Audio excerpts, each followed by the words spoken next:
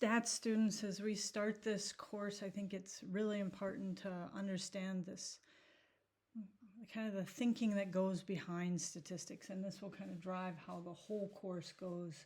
And I'll constantly be trying to bring you back to understand this problem-solving process. So we're going to always start with what's our question, and why does it matter how we formulate the question?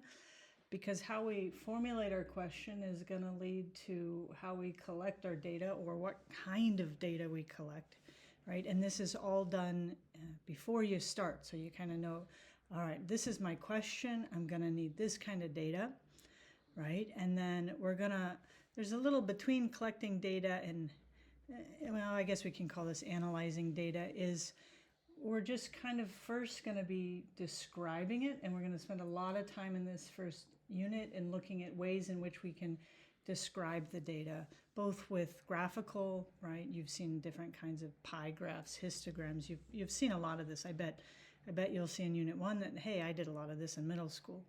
And then we're also going to interpret those results. And like I said, our question drives the kind of data we're going to collect, which is then going to drive the kind of graphical and numerical methods we use. And then we're going to need to decide, it will then lead to what kind of inference procedures. And we're going to spend a lot of time with inference procedures. I have a very good video next here so that you can understand the difference between describing data and using data to make inferences. So that's why that comes up next. But what I want you to get a taste of this. So in this first lesson, we're going to look at a situation of hiring discrimination. So we have an airline. They've just trained 25 junior pilots, 15 male and 10 female, to become captains. Unfortunately, only 8 captain positions are available. So we have 15 people and only 8 are available. It says that they put all 25 pilots on pieces of paper, mixed it, and drew it out at random.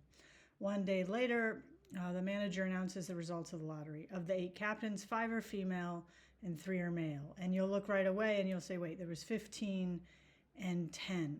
So my first is the manager lying, right?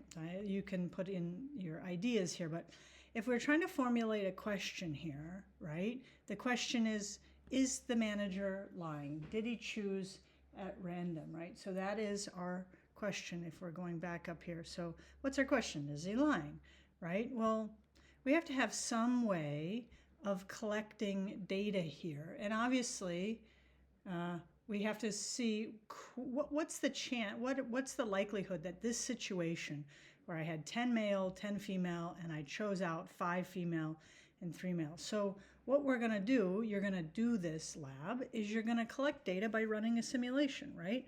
Let's see what happens. So you need to gather 15 beads or small blocks or something.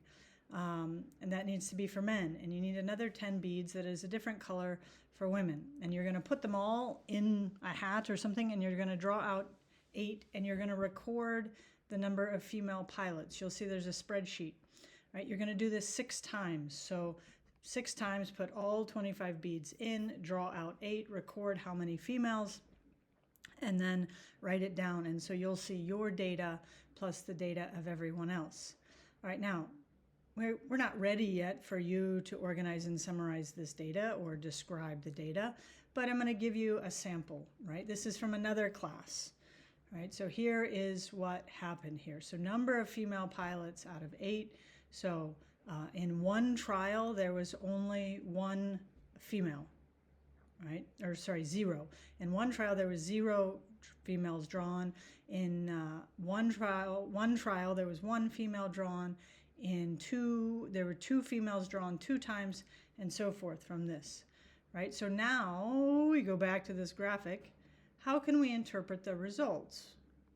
Well, let's think about this a little bit. We got 8 pilots, right? So we got 8 just one time. So there were 8 pilots drawn. Wait, we only had 5 females, right? Calculate the exact probability of 5 females because we had 5 females drawn. Well, that happened 8 out of how many? You have to count how many there were, right? So there's 2, 4, 8, 23, 29, 30, 30 some trials, and they got 5, 8 times, and that occurred pretty frequently, right? So if it occurs pretty frequently, then we use this data to make this inference, right? And later in the course, we're going to see sometimes we're using this data analysis because we have a whole population and we can't find out something about the whole population. But inference is really happening when we take a sample, we collect data on that sample, and then we come back and we want to know things about our population. So we're going to work on that a lot this year. All right, so now when we come back, what do you think? Make a final thing about whether or not you thought that that flight manager was lying or not. All right, and so as we move into Unit 1, I want you to make sure, sorry, I'm scrolling a lot. I want you to make sure you understand that you see the big picture, right? We're going to come back to formulating questions a little bit later.